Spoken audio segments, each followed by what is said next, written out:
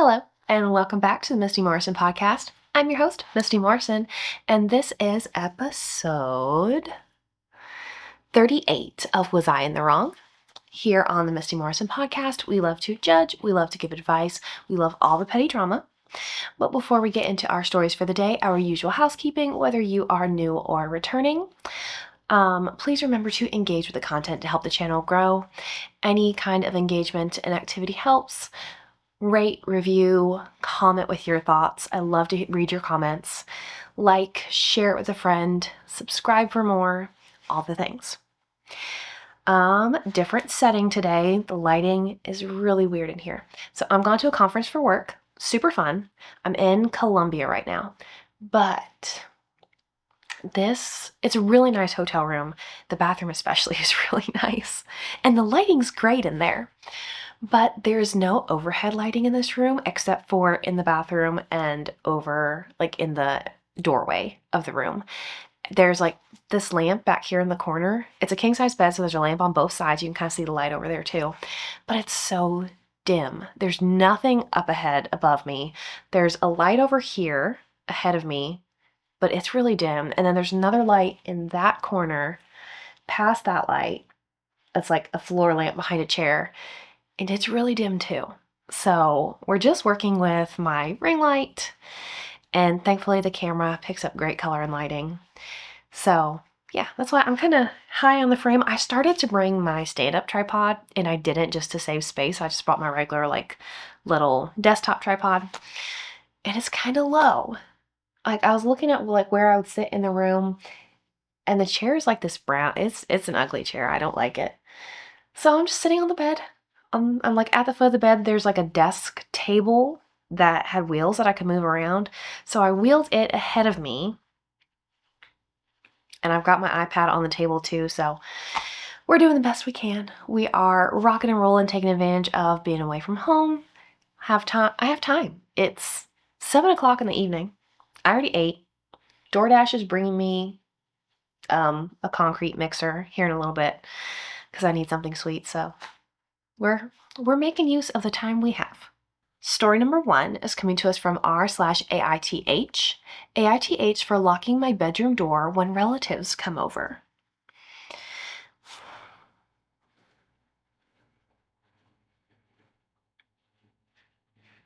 Please hold.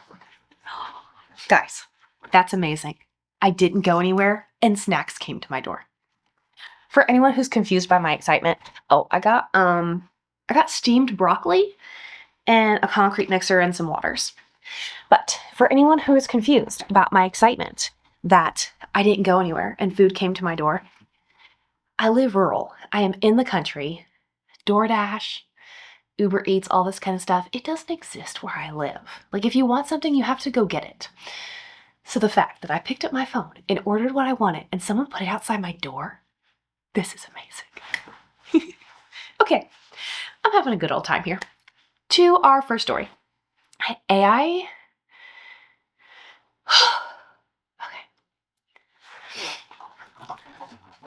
Get my water here.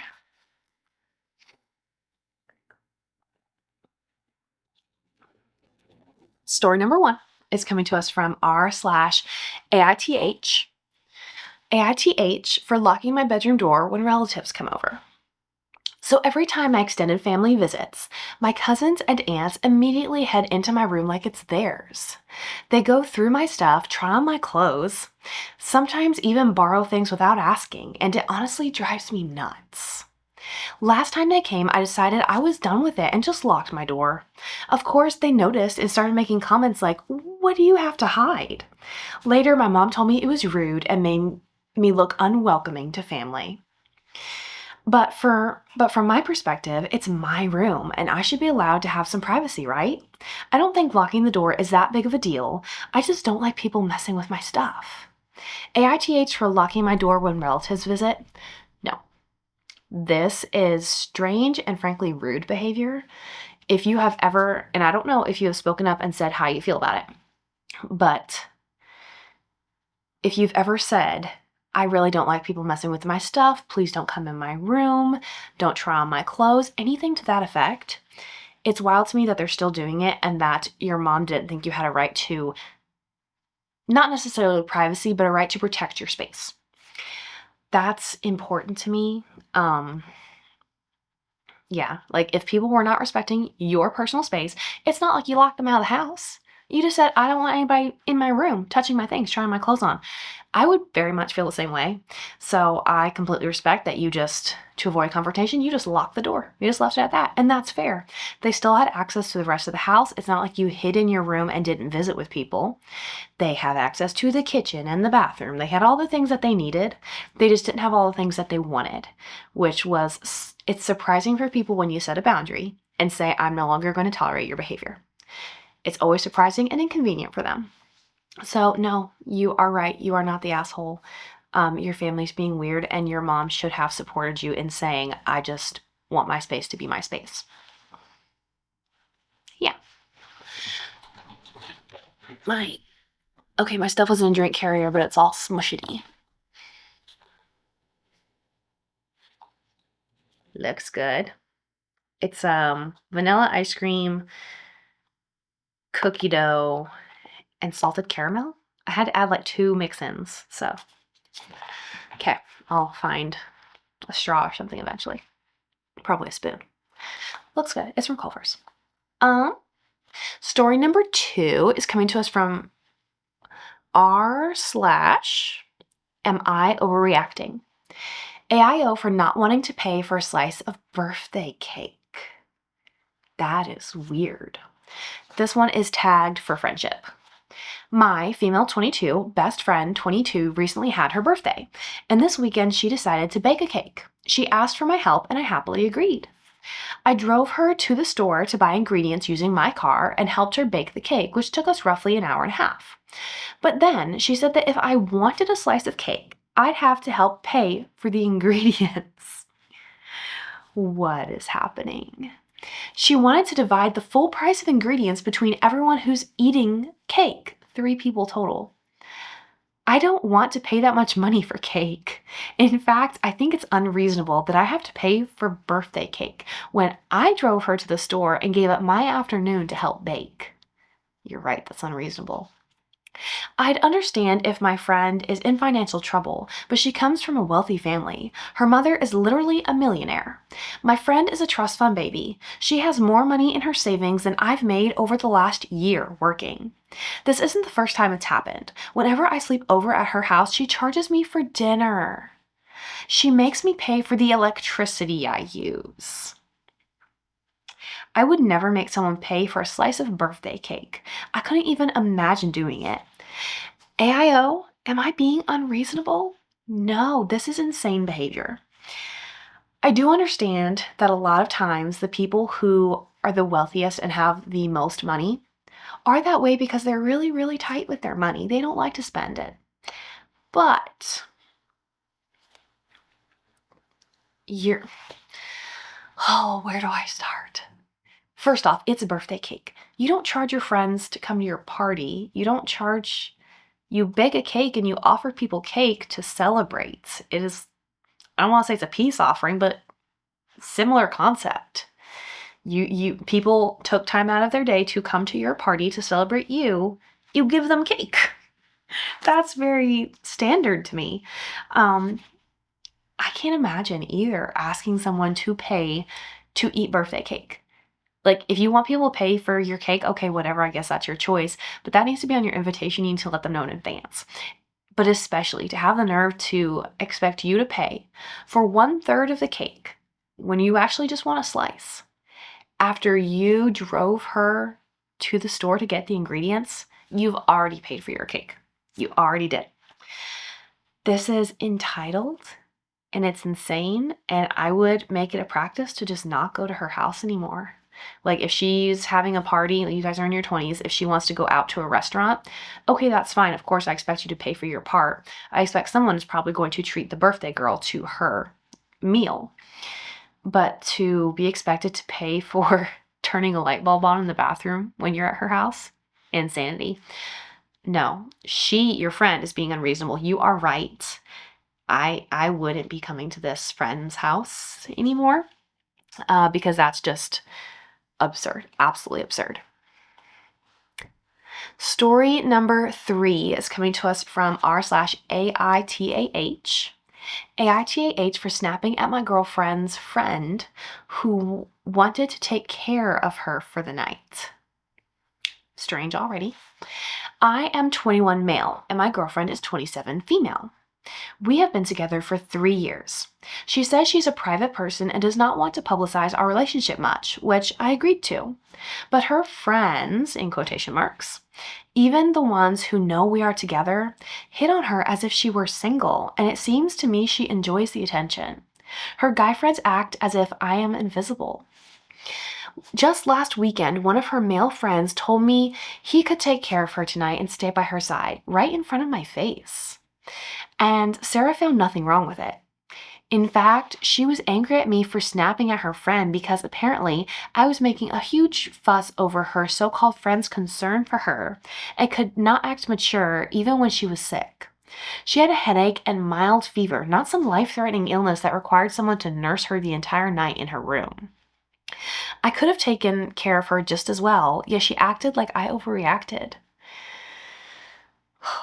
I'm not sure if I was wrong in refusing her friend's offer to stay one-on-one with her for the whole night, but she definitely believes I was overreacting since I'm young. After this incident, I told Sarah that either she acknowledges me properly without any air of ambiguity, or I will leave. She told me I was being immature for expecting her to yell about our relationship from the rooftops and said I was breaching her privacy. So, AITAH, edit. Guys, English ain't my first language. I had meant to write her friend told me right on my face, not her friend told her. One user pointed it out to me. Okay. Honestly, for not your first language, it was not written really that badly. Okay, you're 21 male and she's 27 female. You are right. You're not the asshole. Was this a guy friend that offered? Yes, one of her male friends offered to stay with her for the night. There's something wrong with Sarah for thinking this is all good and well and normal. I think she's embarrassed by her relationship because you're younger. I gathered that whenever she's like, oh, you're being immature. It's because you don't understand because you're young. She's using that against you. This is weird. If someone had said that to my husband, their face would not look the same as it did before. It just wouldn't. You've tolerated enough of her expecting you to be there, to be her boyfriend, and the fact that you're there at her beck and call, you do all the boyfriend things, but then also expecting that she should be able to get all this male attention from others she's not in a relationship with, and expecting you to act like it's okay for her to pretend you're invisible when it's convenient for her. She's the one who's acting immature. You guys are just dating. Just leave. Leave. She's not the one. No. If she wanted to, she would. She could make it clear to her male friends and everyone else that you guys are serious and their behavior is inappropriate without yelling from the rooftops about your relationship. She wants you to be a secret for a reason. No. You are right. Story number 4 is coming to us from r/AITA_relationships. AITA for wanting my husband to limit time with his friend while I'm pregnant. My 31 female husband, 31 male, has recently gotten a female best friend, in quotation marks. It happened about the time I got pregnant in the early spring. It started out with him talking about her when he got home from work and progressed to them texting every day. Shortly after that, he started inviting her over to our home to hang out. Then he started bringing her out when we had plans. She also got pregnant. Then she started calling him late at night having emotional crises, and he goes over for hours at a time to comfort her and take care of her? What the hell? As my pregnancy has progressed, medical complications have come up that have limited what I can and can't do. Example, heat intolerance, migraines, gestational diabetes. They started going out together to the movies, shopping, and even on a weekend trip while I was out of town. What? He says they're just friends, and he can't just sit in the house and on the couch with me because he's social and needs to be out of the house. Where are your guy friends at? I'm 8 months pregnant now, and she's moving in with us. What is happening? I agreed to this before the issues started. She is over at our house all the time, hardly talks to me, and emotionally relies heavily on my husband and monopolizes his time. I don't want to take away her support system since she doesn't have family around, but he's been basically emotionally absent for me through this pregnancy. I don't have any friends or family here either and end up being alone most of the time. I've brought it up multiple times, and each time he makes me feel terrible for trying to set boundaries, saying that if she ends herself, he'll be crushed. I don't know how to handle this. I just want to feel like I'm not a burden and that he actually wants to be around me while I can't go out and do things we used to do together.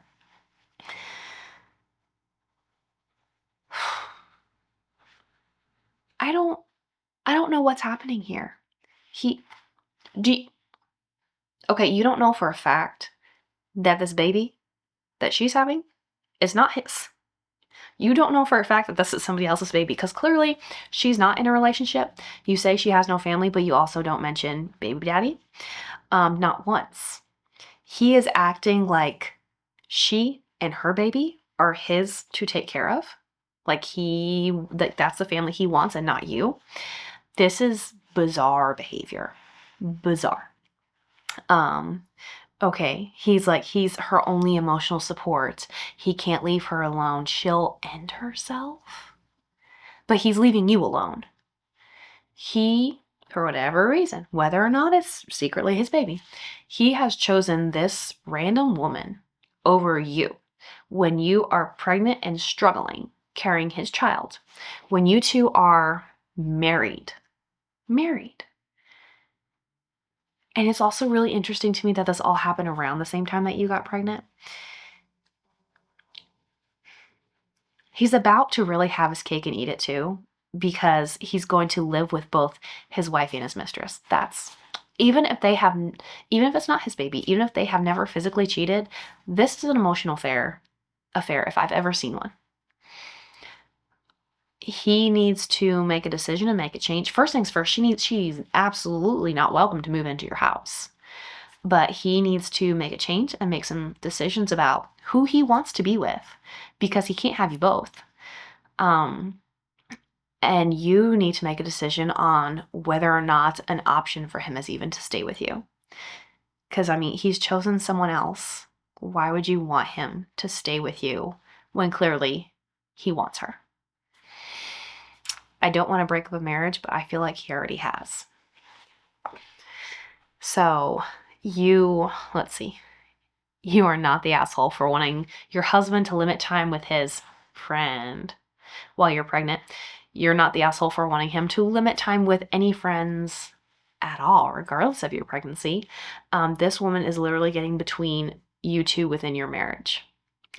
No, you're right. But I don't think you're taking this situation nearly as serious as it is.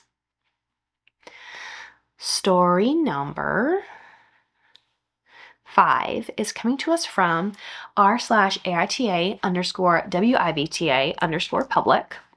AITA for reporting a teacher who gave my son detention for checking his glucose monitor during a test.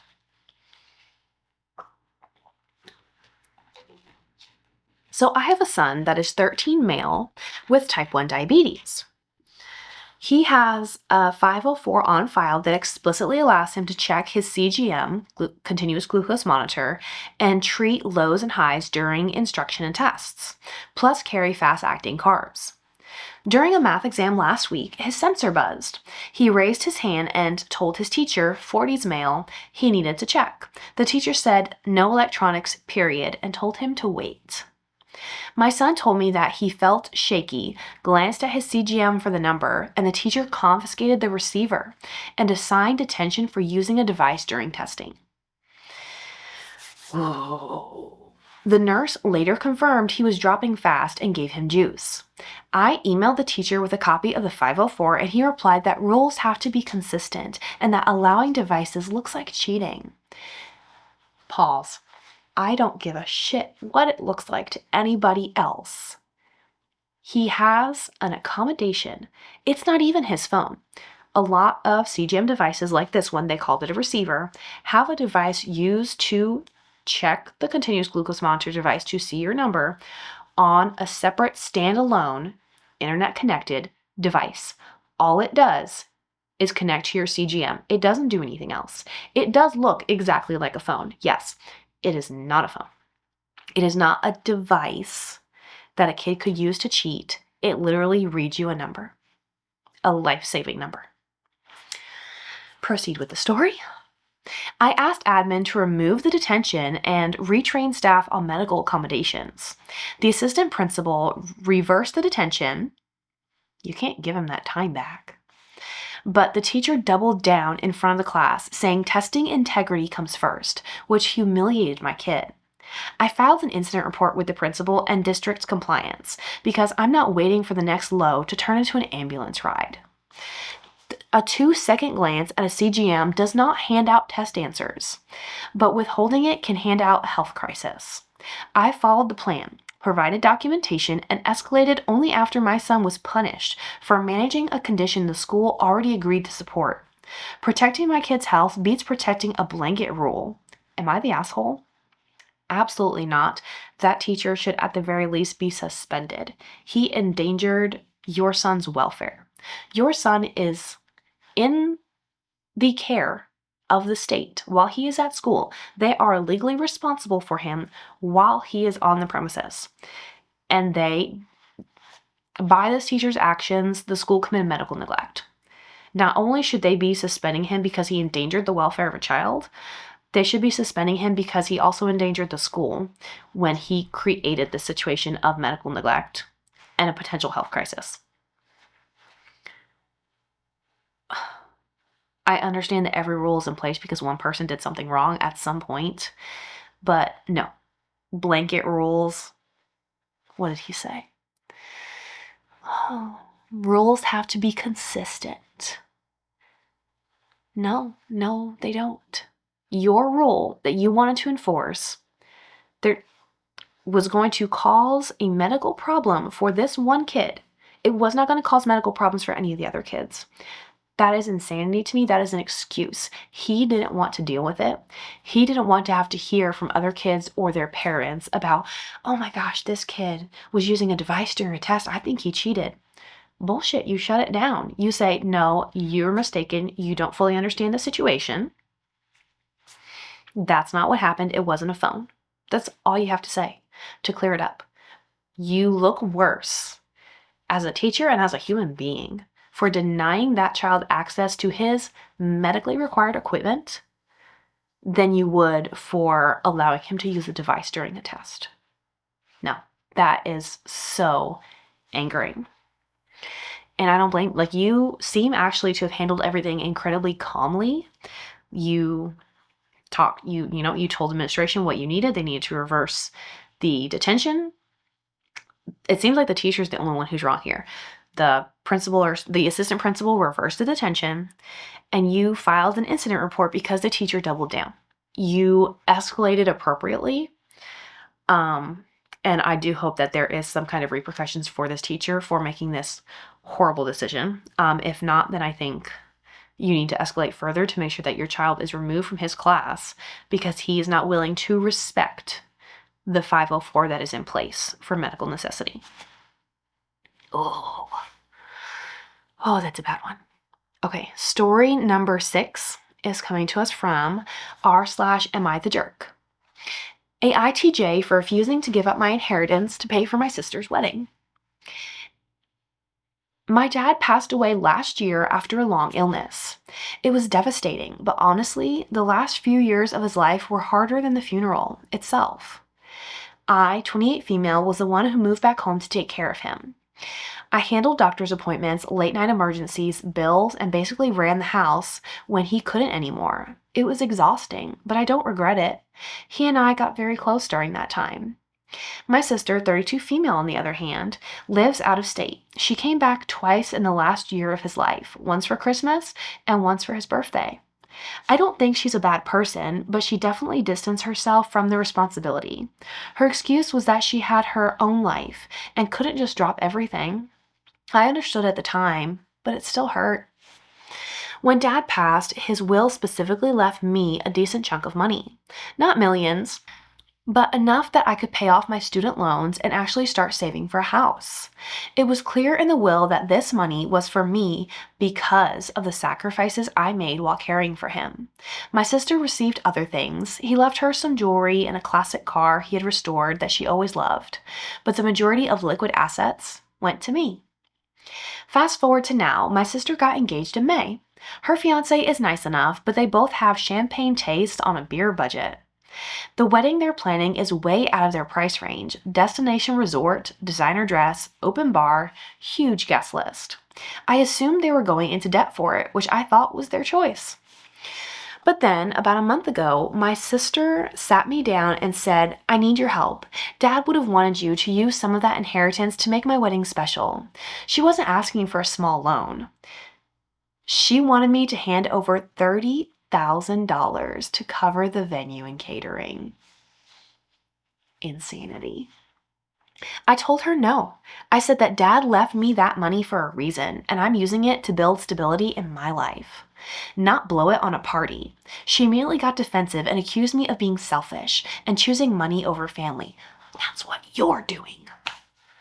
Now my mom has gotten involved. She says Dad would have wanted me to share. If he wanted it shared, he would have divided it evenly. Oh, people make me mad. And that family comes first. Yeah, your sister's stability comes first, not your wedding. I told her Dad literally wrote a will that reflected his wishes, and if he wanted to fund my sister's wedding, he would have set aside money for that. Mom keeps saying I'm tearing the family apart. My sister has been telling relatives that I'm punishing her for not being around when Dad was sick, which makes me feel sick to my stomach because it's kind of true. I am resentful, but it also feels unfair that the person who did all the work gets nothing, and the one who barely showed up gets rewarded.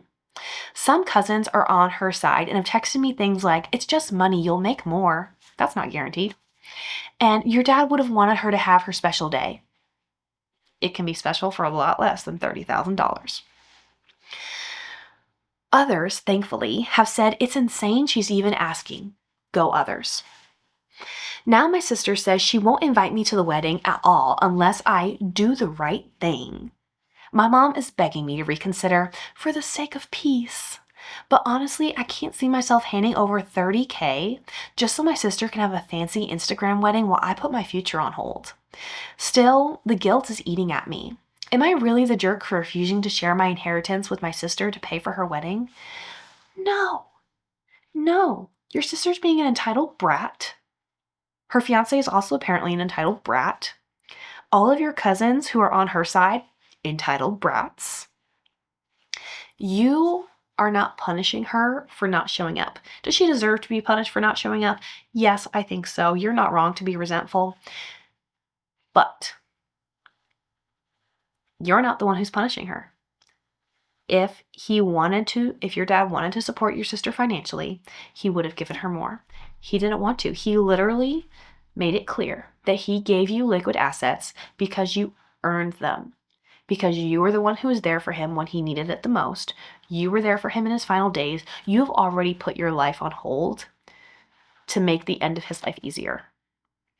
There's not anything more you could have done. And there's a lot more she could have done. She sat back and did nothing.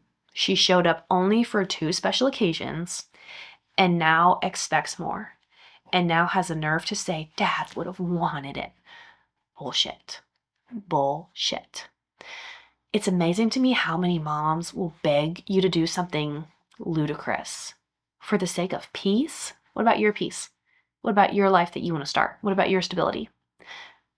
Why are most people backing her when she is making an outrageous request instead of you who's being sensible? You're not taking from her.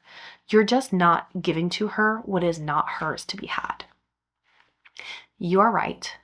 You are not a jerk. You are looking after your own best interest after you have already given up your time and your finances to look after someone else's best interest, your dad. And he returned the kindness by now looking after your financial interest in his passing. Do not give in.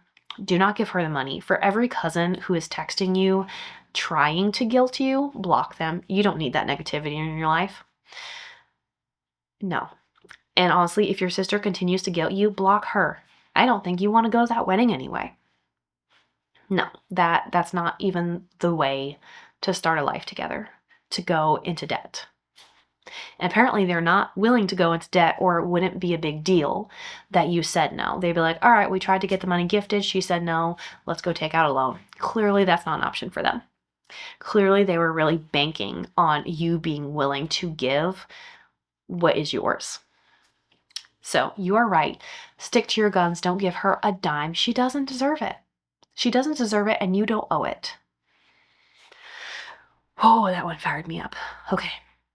There is a gold box comment first thing that says, stand your ground and hold your boundaries. No one needs or is entitled to an extravagant wedding. They chose to plan outside of their budget. They can figure it out. Their request is selfish and rude. Yes. Entitled, selfish, all the horrible things. Yes. Stand your ground. Maintain your peace, because your family's peace as a unit, that's not your responsibility. Nope. If anyone is tearing that family apart, it is your sister by being selfish, rude, and entitled. Not the jerk. You're right. Okay. I am going to eat my concrete mixer before I record an episode of Petty Please. And I'm going to eat my broccoli, my steamed broccoli I got too. And I'm going to call my boys. Thank you so much for being here for another episode of the Misty Morrison podcast. I have enjoyed hanging out with you tonight from the hotel room in Columbia. And I will see you next time here soon for another episode of the Misty Morrison podcast. Bye.